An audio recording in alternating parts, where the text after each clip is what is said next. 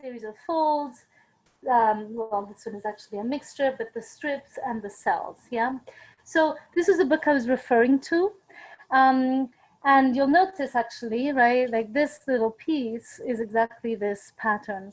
So one of the things that you could really benefit from is looking at the patterns. I don't know how clear you're able to see this, but if you see, this is a pattern that has two colors, right? It has the red kind of crisscross and the green. So what does that mean? The red and the green are basically identifying a mountain and a valley fold.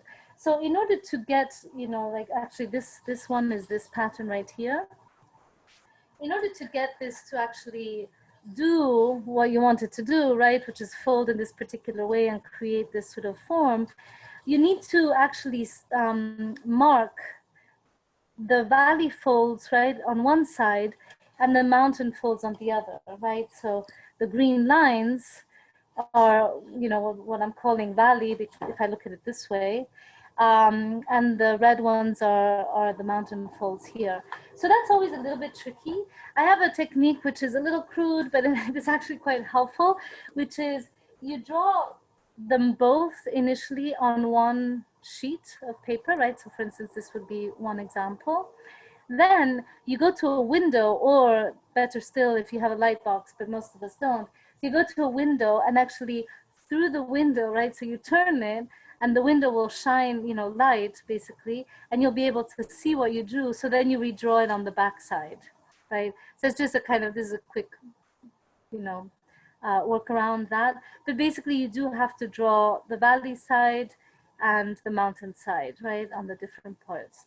Why? Because, well, when we work, right, so here we have, I want to show you also the kind of different tools that we could use. So these, we tend to call these Alpha knives, right?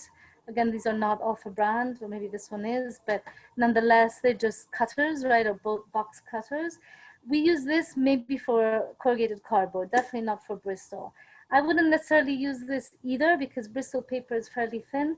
So ideally, we'll use this for corrugated cardboard for sure, right? So basically they have the same technique, right? This one just kind of rolls. You have to make sure you close it, right? So that it doesn't move around.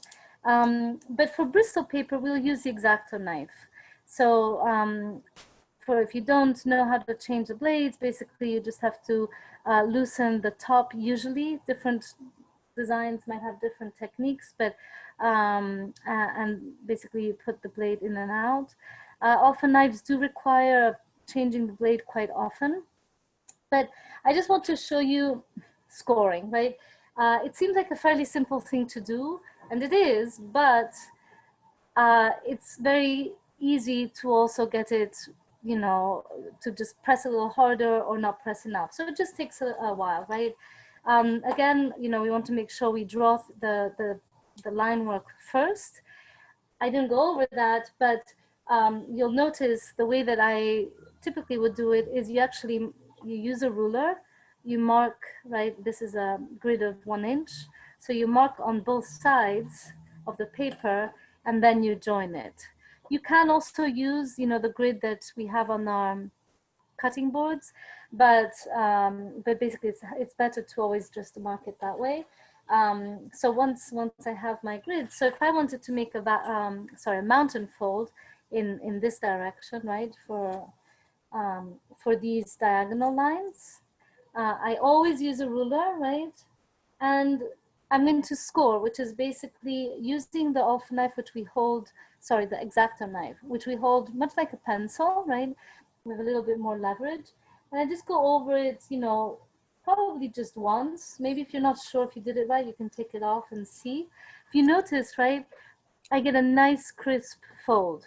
If I hadn't done that, so here's where, you know, say we're just doing something quickly and you just decide to kind of fold it like this, right?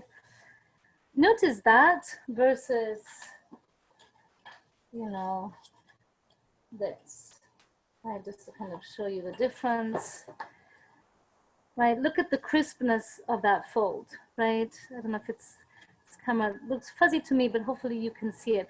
This, it doesn't look very good, right? It's not a crisp fold. So you want to try to avoid just folding it. You always want to use the scoring technique, yeah? So that's important there, right? So for scoring, so that worked quite well. So I can kind of keep going, right? So I'm just kind of scoring in one direction to create the kind of mountain folds on this side.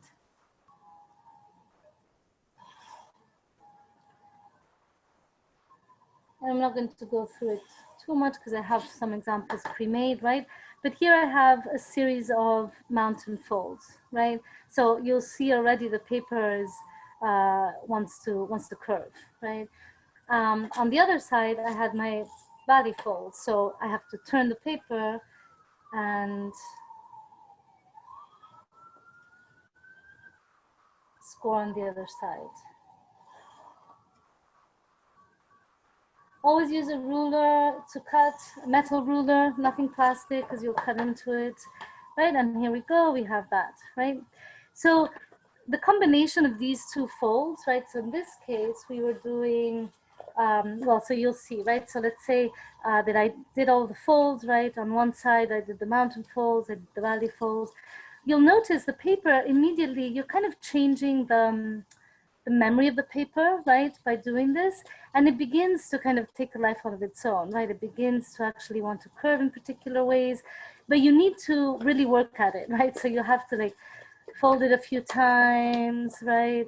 Get those curves and then start from one end and very carefully, and it would take me longer than I have here, right?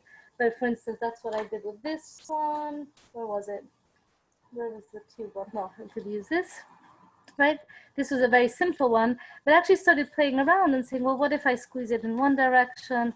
I get a kind of different, you know, design, even though it's the exact same pattern, right? So you can, of course, always use, you know, your other tools, right, to kind of start exploring possibilities.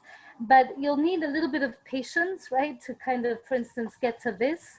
This little thing took me a while, right? Again, I had to score on both sides, right? And then you just have to kind of fold it a couple of times, both, you know, very carefully. But notice, right, this piece of paper was basically this thing, yeah? Or actually it was a bit bigger. Right, it was something like this. So it's a kind of flimsy piece of paper. And now it has like this other life, right, in a way. It folds in a particular way. It kind of, it's almost like breathing, right?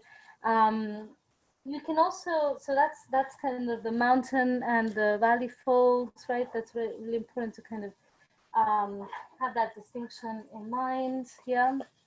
Oh, I think this is the one, right? So I had messed around with it, so it lost its shape. So you kind of sometimes have to just like remind the paper, right, to go in particular directions, right? So that was that. So this one, which I was pointing to earlier, right, is this pattern. So again, this book is great for you to just start kind of wetting your feet with paper folding, right? So you could take this pattern and redraw it on a piece of paper. It's not exactly this pattern. You'll notice these cells are shifted, right? So if I open this, you'll see that, right? It's a slightly different pattern.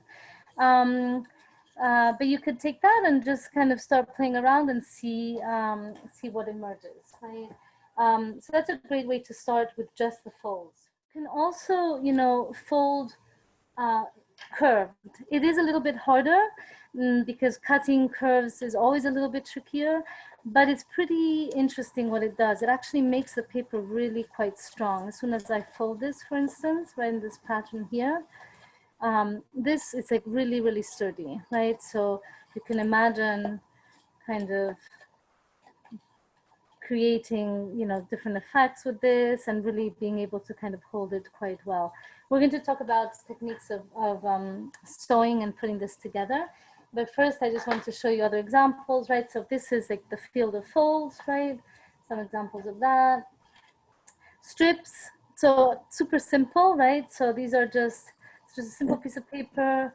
Strips are cut, and then they're pushed and pulled in different ways, right? So in different directions to create this kind of 3D effect, right?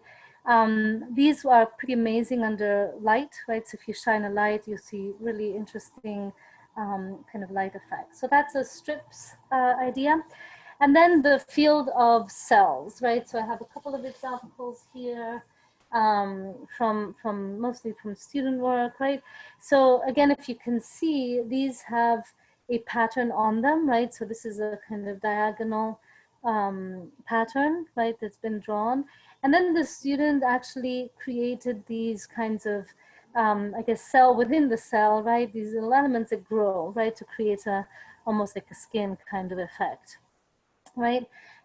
This is more simple. It's basically a hexagon that's also been cut, right, in certain parts, but held together in the middle part so that it can actually, you know, move and create the negative space, right? Negative space is just being able to see through, right? It's the absence of material, but it's quite effective also.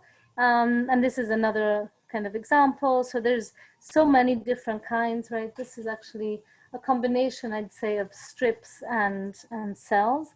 And in actuality, all of these are a combination, because you'll notice we have the cells here, but there's also, the student also scored this, so it can actually begin to fold, right? And do different things. In this case, you know, it folds mostly this way. I'm not sure if this, yeah, this is scored kind of this way. So often, you know, these, I know I'm trying to kind of show you the three categories that we started with, but often we'll need a combination of all three.